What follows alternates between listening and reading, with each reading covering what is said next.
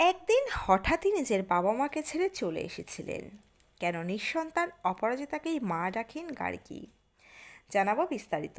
তো বন্ধুরা, অবশ্যই সম্পূর্ণ প্রতিবেদনটি দেখুন। চ্যানেলে নতুন থাকলে চ্যানেলটিকে সাবস্ক্রাইব করে পাশে রাখা নোটিফিকেশন আইকনটি অল করে রাখবেন।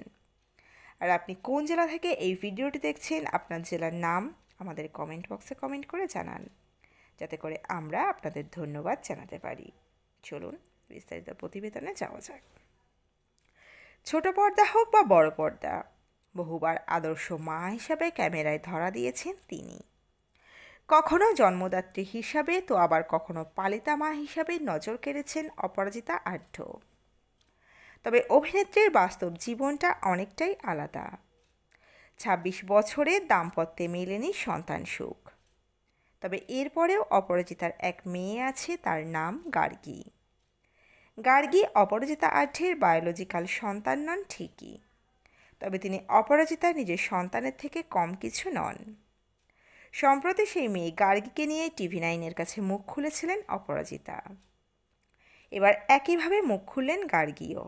নিজের মুখেই জানিয়েছেন মা মেয়ের অজানা কথাগুলো। অপরাজিতার এই মেয়ে গার্গীর আসল বাড়ি হাওড়ায়। 16 থেকে 17 বছর বয়স পর্যন্ত নিজের বাবা মায়ের কাছেই থাকতেন গার্গী। তবে কেন নিজের বাবা মাকে ছেড়ে হঠাৎ অপরাজিতা আর তার স্বামী অতনুর কাছে চলে এলেন গার্গী, এ বিষয়ে গার্গী TV9-কে জানিয়েছেন, এই সবই ঈশ্বরের ইচ্ছা। আমার বয়স যখন 16 কি 17, তখন একদিন হঠাৎই টিভির পর্দায় মণিমাকে দেখে মনে হয় ইনি আমার মা। এক অদ্ভুত চোখ। তারপর একদিন ফোন নাম্বার জোগাড় করে আমি ওনাকে ফোন করি। তিনি তখন ফোনের ওপারে। আমি অবলীলায় বলে ফেললাম, আমি তোমায় মা বলে ডাকবো। উনি খানিকটা অপ্রস্তুত হয়ে বললেন, কি বলবে? আমি বললাম মা। গার্গীর কথায় আমাকে দেখতেও এখন খানিকটা ওনাদের মতোই হয়ে গিয়েছে। দেখে মনে হয় মণিমাই আমার জন্ম দিয়েছেন। কি অদ্ভুত না বিষয়টা! আসলে সবই ঈশ্বরের তৈরি করে দেওয়া। যেন মনে হয় ছোট থেকে মণিমাই আমার পালন করেছেন। কিছুদিন আগে অপরাজিতা অতনুর সঙ্গে নৈনিতাল বেড়াতেও গিয়েছিলেন গার্গী। সেই ছবি তিনি সোশ্যাল মিডিয়ায় পোস্টও করেছেন। অপরাজিতার বাপের বাড়ির পাড়ায় বাড়ি গার্গীর। তার পরিবারে বাবা মা সকলেই রয়েছেন, তবু অপরাজিতা তার যশোদা মা। নিজের জন্মদাত্রী বাবা মা সম্পর্কে গার্গী বলেন, তারা ভালো আছেন, তবে তিনি তাদের সঙ্গে থাকেন না। গত 20 বছর ধরে এই মণিমার কাছেই থাকেন গার্গী।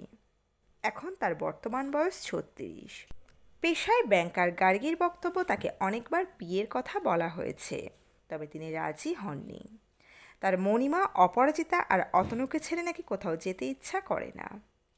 তো বন্ধুরা, এই পর্বে ছিল এতটুকুই। দ্রুত ফিরে আসছি এরকমই নতুন কোনো পর্ব নিয়ে।